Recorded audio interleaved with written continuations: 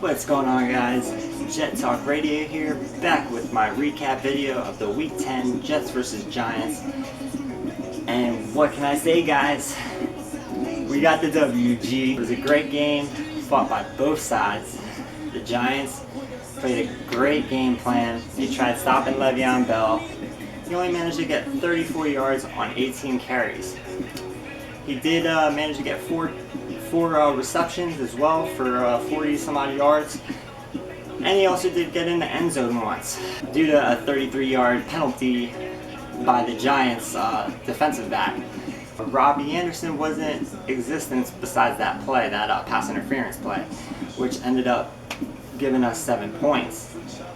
Daniel Jones, he came out slinging, 4 touchdown passes, 0 interceptions. We did end up getting the strip sack, fumble recovery for a touchdown. My boy Adams to the house. That boy is the heart and soul of this team. Jamal Adams is the man, taking it to the house. That boy, 2 sacks, 2 forced fumbles, 1 recovery for a touchdown. This kid is gonna be the defensive player of the week, hands down, hands down. So Jamal Adams has a breakout game. We got to Daniel Jones effectively. We stopped Saquon Barkley. Saquon Barkley was non-existent the whole entire game. This defense did a great job, except for the defensive backs.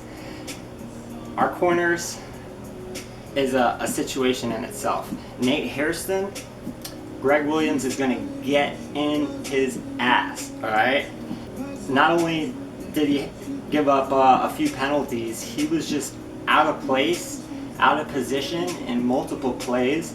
He gave up a touchdown on one play, and if you go back to the tape, you can see that he was just lost out there. We know Darryl Roberts was hurt, so we did have a few new guys in there. Austin, I was watching Austin. He actually played really well. So look for Austin come next week. Darnold had a breakout game as well. Darnold looked comfortable in the pocket. He was making spectacular throws. He was evading pressure. He was seeing the blitz. And this is what you want to see in your franchise quarterback.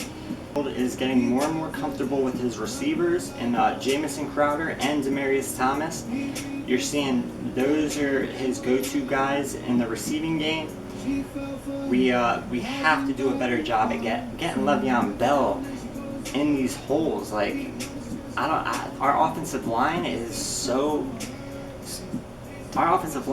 just like the weakest offensive line in the league. And not to mention, we just got another guy down on injury, Brian Winters, our guard. So they plugged in Tom Compton for Brian Winters the rest of the game. He played fairly well for the most part. He did let Leonard Williams through the nosebleed a couple times, but for a backup, you can't expect much. So moving forward, I believe Brian Winters got a shoulder injury. If I'm not mistaken, it looked like it was dislocated. So look for him to be out maybe a couple weeks. So look for the Jets to possibly pick up another guard through the free agency to plug in for Brian Winters, unless they feel Tom Compton is the guy.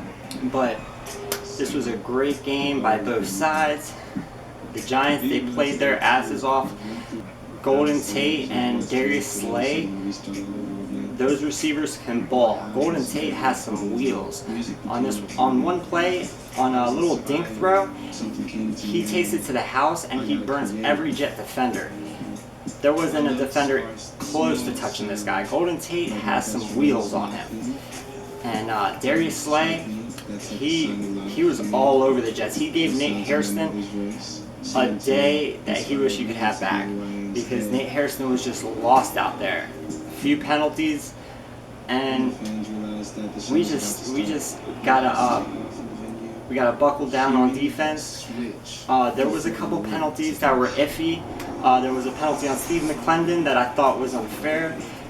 our defense played fantastic. Fantastic. 6 sacks. Jamal Adams, my boy. 2 sacks, 2 forced fumbles. A fumble recovery to the house. For real? For real, Jamal? For real? That's how we playing now? Alright. We see you. Alright. So yes, my boy Jamal takes it to the house. That boy was fired, man.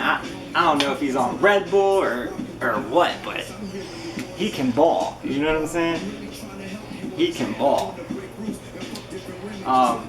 Jordan Jenkins had a great game as well. 2 sacks. I mean, our defense is putting pressure on the quarterback. That's what we need. That's something we were lacking of. I know this is a Giant team that's a struggling Giant team. They've only won 2 games. They're 2-8 now. But a win is a win, guys. We need to take it and roll with it.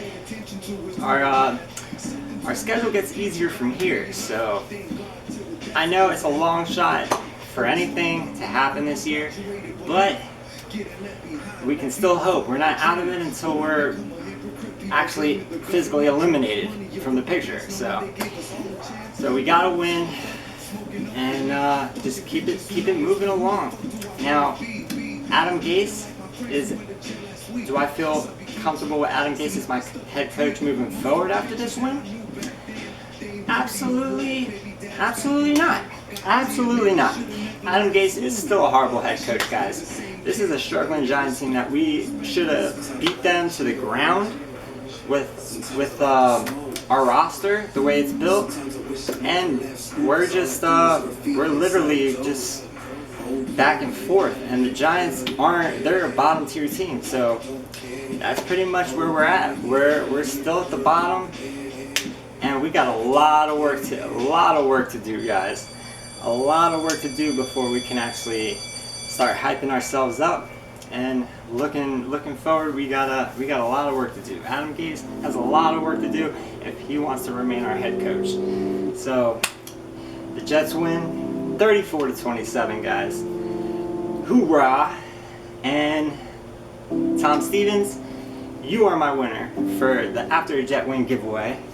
That's right. Make sure you guys subscribe with the bell for your chance to automatically be entered in all my raffles and giveaways.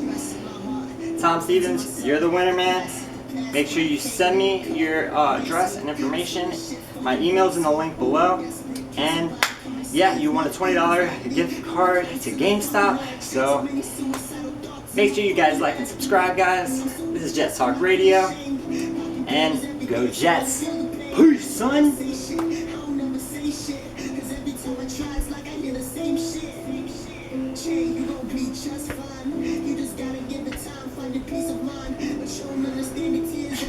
Peace, son.